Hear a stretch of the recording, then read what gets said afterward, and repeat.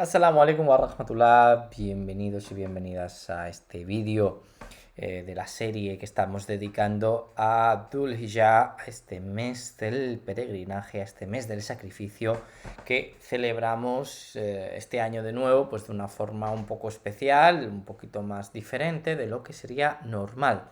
Pero desde Ver Islam hemos querido, pues bueno, contaros un poco de qué van estas historias, de qué va este mes. Y ya pudisteis ver un vídeo anterior que tenéis en nuestro canal de YouTube, que es sobre Hajar, una mujer de poder afroasiática, en la que nosotros reflexionábamos un poco sobre el papel de Hajar como olvidado, pero también con muchísima fuerza.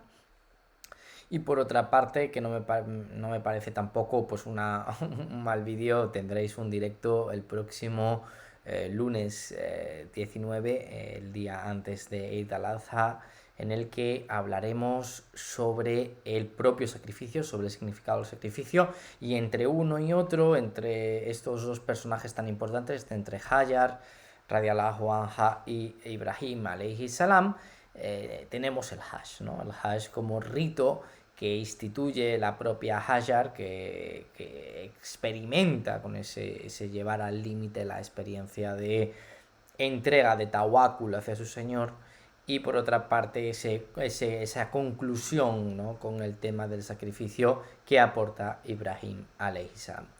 Yo sí que quería reflexionar este año, no de la manera, digamos, que todo el mundo reflexiona sobre el Hajj, pues qué es el Hajj, cómo es el rito, qué se hace, sino sobre uno de los aspectos más complejos del Hajj, y es su gestión ecológica y si es posible cambiar el modelo. Este es un tema que es cierto que ha sido...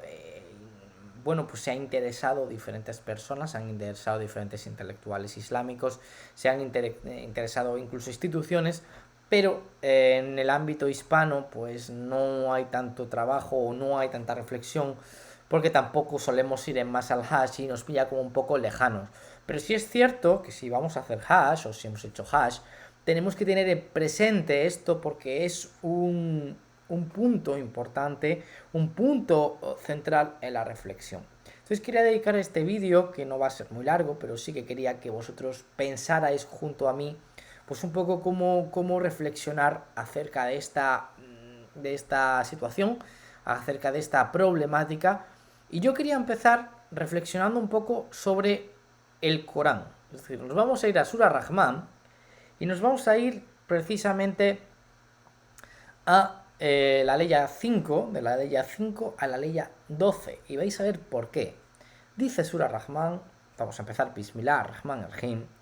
Vamos a la ley 5, dice: el sol y la luna son ciclos, y las plantas y los árboles se postran, que el cielo alzó y la balanza dispuso, para que no mintáis en el pesaje, sino que seáis justos en el peso, no corrompáis la balanza.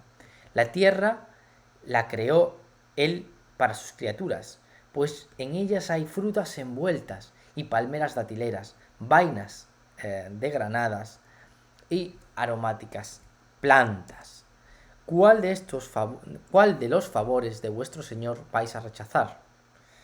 Este fragmento es esgrimido por la gente que trabaja el tema del Islam y el medio ambiente como uno de los claves para comprender no solo la responsabilidad, digamos, político-social que tiene el ser humano en la creación, la gilefía, sino también para comprender el peso que tiene la naturaleza. Bueno, el Corán es un libro, es un texto, es una revelación que está plagada de naturaleza. El paraíso es naturaleza, es verdor, es esplendor, es lleno de riquezas, ese verdor, que incluso se ven las ropas de las personas que van al paraíso, ese portar ropajes verdes con grávidos brocados, esa idea, esos ropajes verdes que se sintetizan o que se amalgaman con el verde del paraíso, con el frondoso verde, en un mundo que proviene de un imaginario del desierto. Esto es importante porque hay un fragmento que la mayoría de los intelectuales contemporáneos citan para hablar de esta responsabilidad, y es que el cielo alzó y la balanza dispuso, para que no mintáis en el pesaje, sino que seáis justos en el peso, no corrompáis la balanza. En este fragmento se dice que Allah subhanahu wa ta'ala ya ha prescribido un orden de peso, un orden de justicia para con la creación, y que nosotros no mintamos, no corrompamos la balanza, no corrompamos el equilibrio de la naturaleza, porque este fragmento, estas aleyas, nos remiten a la naturaleza. Entonces nos exhorta a cuidar bastante de ese mundo que nos ha dado para nuestro disfrute, que no lo convirtamos en un desierto siendo un vergel. Pensemos juntos el peso que esto tiene, la reflexión que nos da. Y aquí, claro, lo ponemos con el hash. El hash es quizás el ritual más interesante de los que podemos hacer en nuestra vida, porque es simbólicamente la experiencia de nuestra muerte y nuestra resurrección en el mismo momento, en un espacio que compartimos con casi 3 millones de personas, y en el que experimentamos el límite una y otra vez, como lo experimentó Hajar radiallahu anha, pero también con la experiencia de Ibrahim de estar cerca de la casa, construir un mundo simbólico en torno a él y acabar sacrificando a un animal para dar las gracias a Allah subhanahu wa ta'ala. Que no nos olvidemos el peso que tiene nuestra vida y las gracias por haber sobrevivido a esa experiencia de límite. Bueno, el Hajj es una experiencia que implica un desapego enorme, implica una fuerza bastante importante, digamos, desde ese punto de vista. Y claro, lo que nos encontramos es que hemos pasado de un Hajj que era fundamentalmente espiritual, pues hasta el siglo XIX, era un Hajj de gran espiritualidad, de encuentro, de desierto, de encuentro interior, de muerte interior, de experiencia del límite de un viaje que no se sabía si tenía retorno, a un viaje completamente, digamos, de placer, en un viaje en el que no sobran los hoteles de 5 estrellas, en el que vamos en avión, pues desde nuestra, entre comillas, desde nuestra casa hasta Meca, que experimentamos una comodidad muy grande, en el que las tiendas de campaña tienen hasta aire acondicionado. Imaginaos un poco qué paradoja, qué curiosidad, ¿no? Toda la dificultad del Hajj se convierte en una extrema facilidad. Y yo siempre me acuerdo de una cosa que decía un maestro mío de Mauritania, es decir, en los tiempos antiguos el Hajj era una experiencia que lo duro era el viaje y qué reconfortante era estar en Meca para poder después ir a Medina a saludar al profeta, sallallahu alaihi wasallam. Mientras que hoy en día el viaje del Hajj es una experiencia que sabemos cuándo volveremos, cuándo salimos y cuándo volveremos. Una experiencia tremendamente sencilla, pero y una experiencia a la que le falta la dificultad. Dificultad que se plantea simplemente poner un pie en Meca, en un entorno muy complejo en el que la concentración cuesta, en el que sobra el dorado por todas partes y en el que encontrarnos a nosotros mismos es más difícil. Es decir, se ha invertido un poco la experiencia de Meca. Meca antes era un espacio para compartir ideas, para compartir negocios, para compartir tantas cosas que venían bien pues para la experiencia del ser humano. Tenéis que recordar que los Hajj han dado figuras islámicas tan importantes, bueno, como Ibn Arabi, como también, por ejemplo, como Ibn Batuta, por ejemplo, también en el viaje, como Waliullah o Shah Ahmed Sirhindi, y un intercambio de ideas que hizo que, por ejemplo, tuviéramos el primer filósofo en Al-Ándalus, Ibn Masarra, se activa intelectualmente después del Hajj cuando escucha sobre los filósofos griegos en tierras de Meca. Entonces imaginaos lo que hoy significa cuando hoy hacemos un viaje prepagado en grupo, cerrado, marcado, con líneas, todo sabemos, con autobuses y hoteles de 5 estrellas. Le quitamos el sabor, le quitamos la dificultad, cierta dificultad, y sobre todo capitalizamos o convertimos en materialismo cierta parte de un viaje que es espiritual, cierta parte de un reto para nosotros mismos. ¿Qué significa eso? Pues que también esto con el concepto materialista de vamos a intentar hacer el mayor dinero posible, pues os vais a encontrar que evidentemente esto tiene una una mala disposición pues para todos y todas, porque al final acabamos, digamos, promoviendo un tipo de viaje que al final es contaminante, que destruye el medio ambiente, que se convierte en una dificultad muy grande. Entonces, hay varios pensadores pues, que planteaban cómo plantearse un hash verde.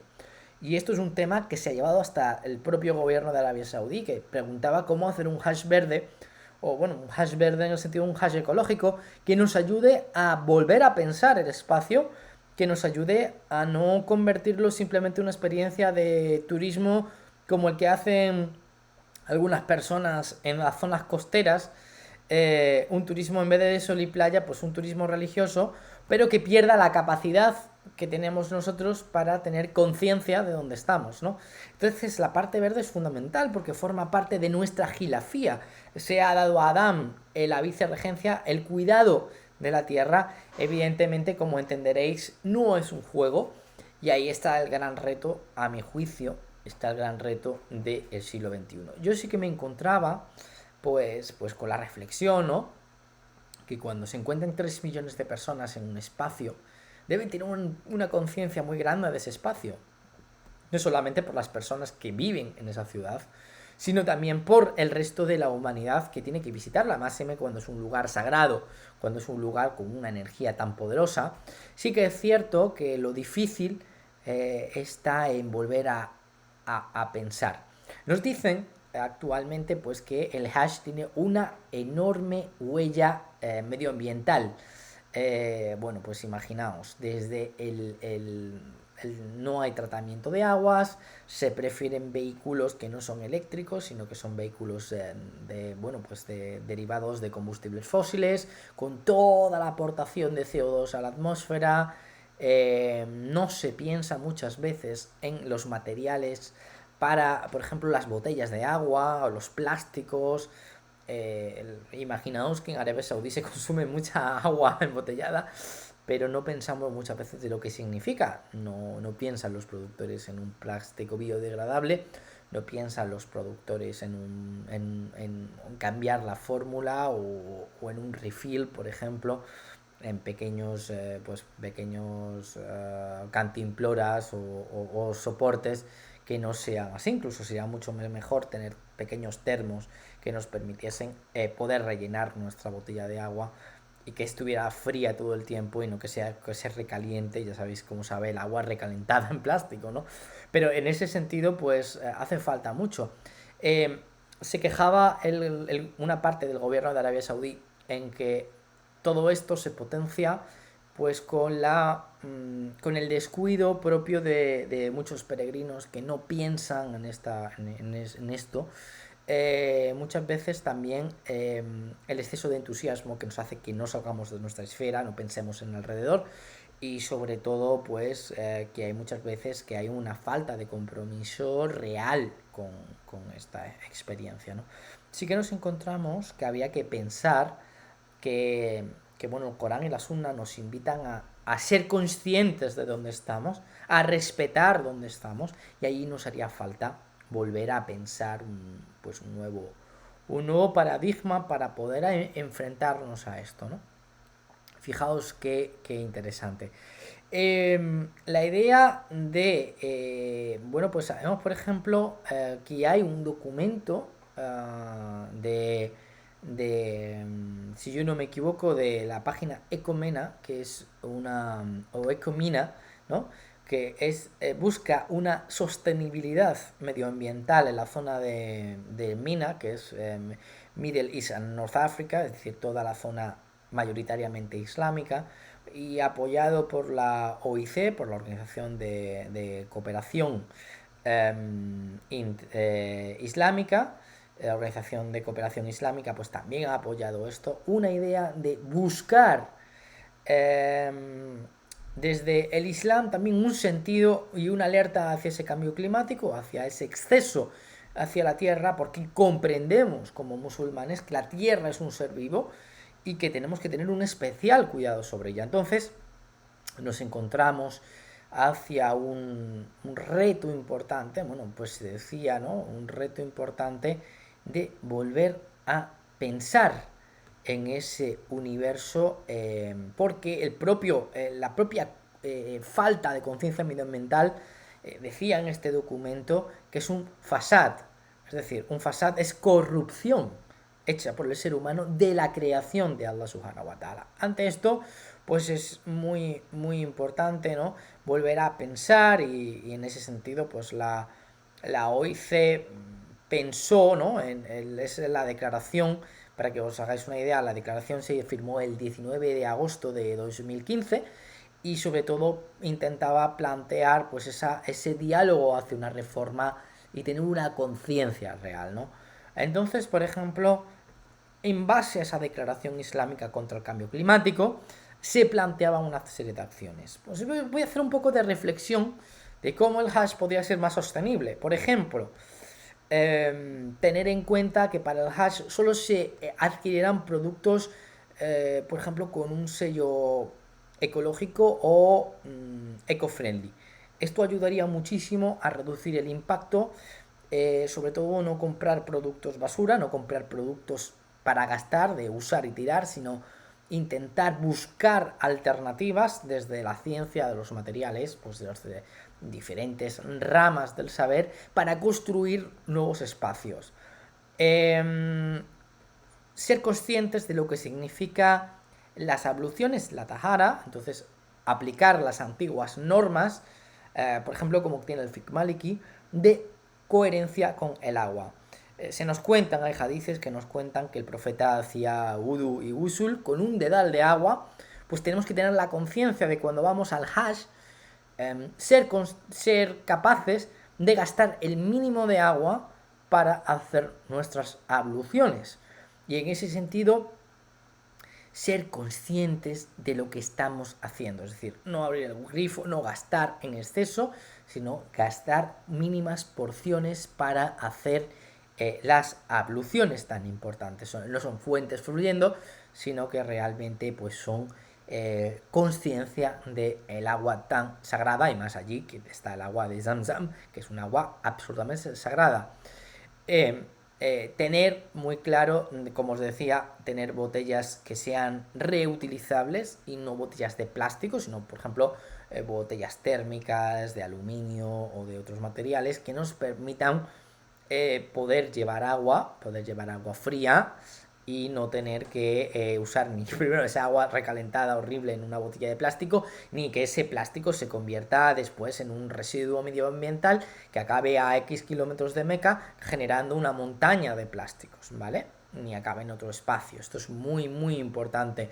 Igual con el tema de la comida, usar elementos que sean reciclables, que vayan con el pack del peregrino, que se tenga una conciencia con que el peregrino tiene que usar este tipo de cosas, no es un problema, y que no debe de producir, tiene que producir la mínima basura, ¿vale? Esto es muy importante. Como os decía, ¿no?, pues el tema de no usar nada de platos de plástico, no usar estos de un solo uso, sino tener conciencia de lo que estás utilizando. Por supuesto, no usar, desde luego, el tema de bolsas de plástico. Esto es obvio, si no hemos dicho todo esto, pues las bolsas de plástico deben de desaparecer. Tener muy en cuenta, por ejemplo, una cosa muy interesante sería que Meca y Medina funcionaran con una energía que es muy interesante, que funcionaran con energía solar y que fueran espacios que la energía fuese fundamentalmente solar, que allí no falta el sol casi nunca, con lo cual sería magnífico, podrían tener un impacto muy positivo para construir todo esto.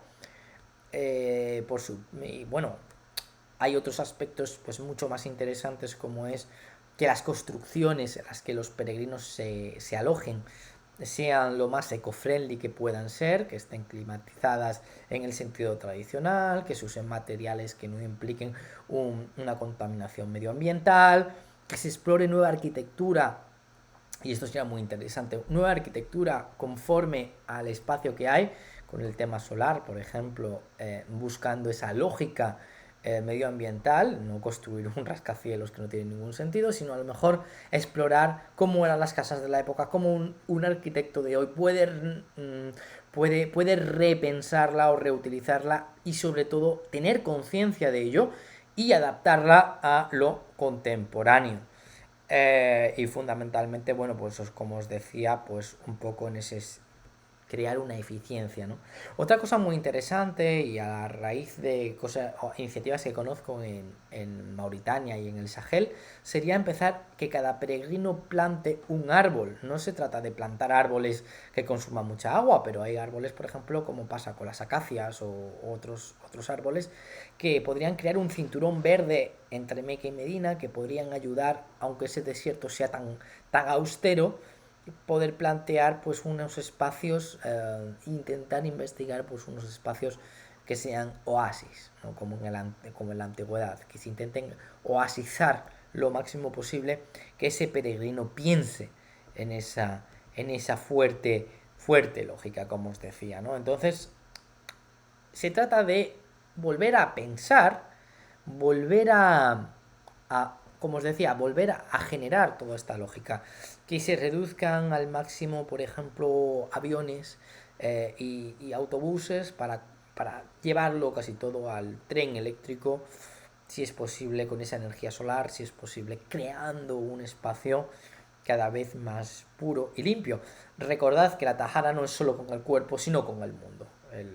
La purificación no es una cosa solamente del cuerpo y del corazón, sino con tu mundo cotidiano, y necesitas casi obligatoriamente pensar en ello para poder ser capaz de construir mucho mejor la realidad.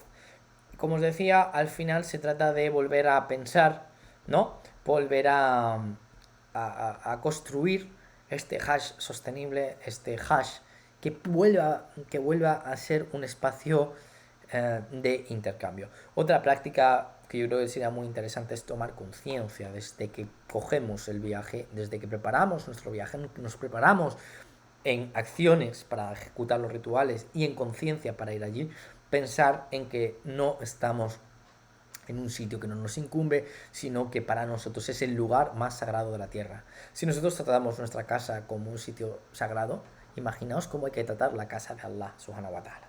Entonces esto es simplemente una cuestión de llevar el pensamiento hasta otros espacios para volver a poder pensar, para poder volver a tener lógica en ese sentido, ¿no? Yo creo que es súper importante y que merece la pena o nos merece la pena volver a pensar en estas lógicas, ¿no?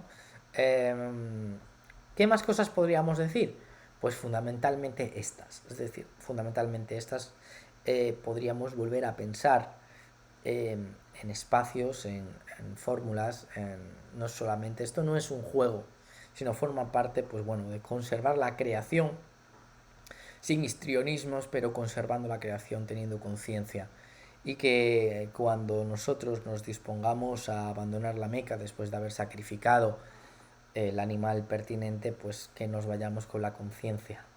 Nos vayamos con la conciencia de que nuestro rito ha sido completo y de que nuestra construcción o nuestro recuerdo de la construcción de la casa de Allah subhanahu wa ta'ala por Abraham, por Ibrahim alayhi salam y por su hijo Ismail alayhi salam es una obligación de todos. Ya nosotros no podemos construir la casa de Allah subhanahu wa ta'ala, pero sí que podemos ayudar a mantenerla, ayudar a que muchas más generaciones tras nosotros puedan visitarla sin que aquello sea una experiencia terrorífica.